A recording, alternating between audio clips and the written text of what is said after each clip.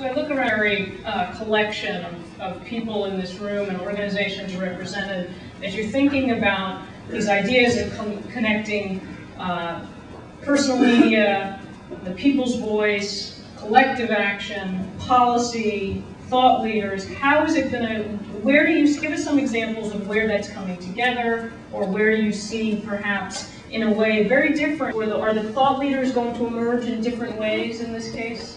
Well, every new media technology has somebody who takes first mover advantage. And let me take a very narrow area of politics. And frankly, talking to you all about examples from this area, I feel a little bit like, a minor theologian discoursing on the 500 points of theology in front of the Pope with the experts in the science. But just a narrow area.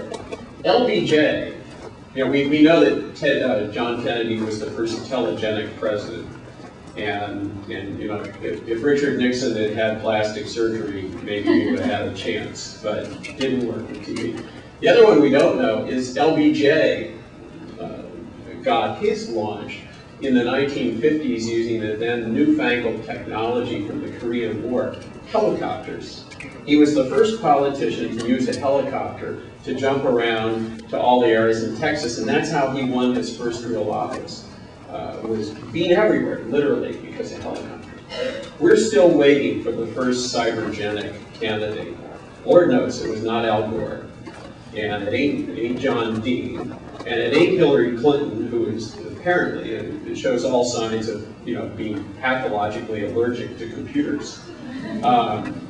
That we're still waiting for the first cybergenic president. But whenever you have a new technology, someone comes along, and they're the first one to grasp the potency of it as a medium for communication.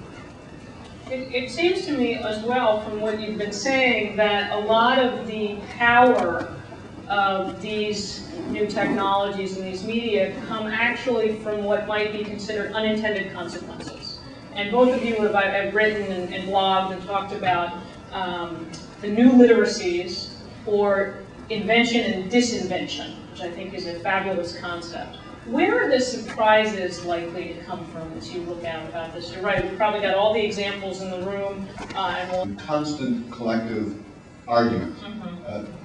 They are the people who have the last word when everybody else can't come to agreement. Other than that, they have pretty much said, I can't whitewash this fence. I got some paint here and a fence, and can you figure out which part of it you want to work on, and I will work to empower you to do that. And I've watched Jimmy Wales. I think he's a very interesting emerging leader. He spends probably 300 days a year on the road, going from place to place, and instead of spending his time meeting with politicians and meeting with big money people, although he seems to be pretty good at talking to places like Yahoo and Google into giving Wikipedia the resources they need, he spends his time meeting with the local groups of Wikipedians and totally puts his trust in that community. So I would say that the ability to identify a community that can take advantage of these platforms. Now, it's no accident that the Wiki platform enabled the Wikipedia to grow there. What other platforms that we're seeing around, from tagging to video sharing, are enabling communities to form?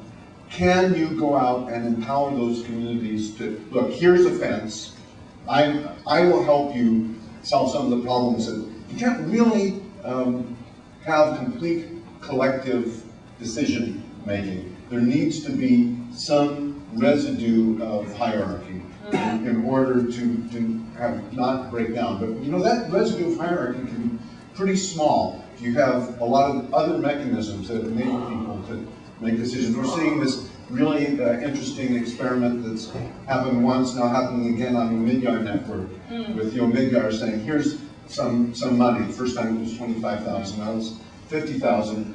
You, the community, decide what to do with it.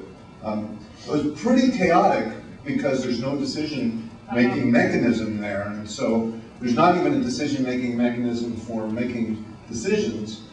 after something like 10,000 posts and a lot of heat, they finally did decide how to spend that first 25,000. They've taken a look at what went wrong and what went right, and they're trying that again. I think try experiments in which you let go of power and enable groups to seize their own power. What you wanted to? Howard is just so absolutely right on this. I think the challenge is to listen to the medium, to listen to these emergent new media, whether they're wikis or blogs. You know, blogs, by the way, transitional element on their way to something else. You know, Graham famously, the head of the Washington Post, famously said newspapers are the first draft of history. Well, newspapers are the first draft, blogs are the scratch pad of history. But this is clearly a fast-changing medium, very plastic, on its way to becoming something else. Listen to it carefully, ask yourself, what does it want to be? Again, an example from politics. Think about how politicians used microphones in the first half of the century. If you were a politician in the first half of the century and you saw a microphone, you stood up like this and you shouted. You shouted into that microphone, you waved your hands. Well, they then attached them to this newfangled thing called radio. And all the politicians shouted into it, and it was a disaster, except for one, FDR. He said, wait a second, the microphone's not in an auditorium, it's in people's living rooms. I'm going to whisper. And then he discovered that with a very potent radio medium, it was more powerful to whisper than to shout. And he was listened to, and that's the challenge. That's what Jimmy Wales has done with Wiki people. These are people who've learned how to whisper in new ways. The power of the whisper, and that we'll see if they last for the course of the conference. But some questions. I mean, I look at this panel. I look at the three of us. We're not exactly. We're rapists. Well, wait a second here. We certainly don't represent the very people we may possibly be talking about, the poor. There's no linguistic diversity here. There's no racial diversity here. There's some in the audience, but not on stage. And again, to prevent this from sort of being a flash in the pan, same old, the media we're talking about, regardless of if it's a wiki or a SMS or whatever it is, there's a fundamental challenge here between access and inaccess. How is it really going to play a part in taking on the major social issues of our time? Racism, xenophobia, poverty, hatred. Where does it play in there? It still seems like we're talking about one group of people talking about changes for others. This is not going to usher in world peace. Way too many hopes in this technology. This also is a very human thing. Whenever a new technology comes along, we tend to invest our fondest hopes or our deepest fears into it. It's either going to usher in world peace or it's going to be end of civilization as we know it. At the turn of the century, there was a phrase very popular after the Wright brothers flew, air-minded.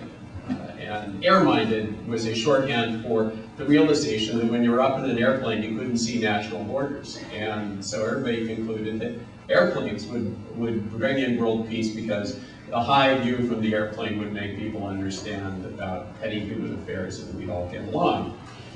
And H.G. Wells even did a film where he exemplified this. Well, you know, nobody told our strategic bombing forces in World War II. You know, we've had, Stuart Brand famously started the Whole Earth Catalog because of that first photograph of the whole Earth on the way to the moon. Well, now we're militarizing space. So I would start by saying it's not a safe bet that in the long run this actually is going to serve the higher causes.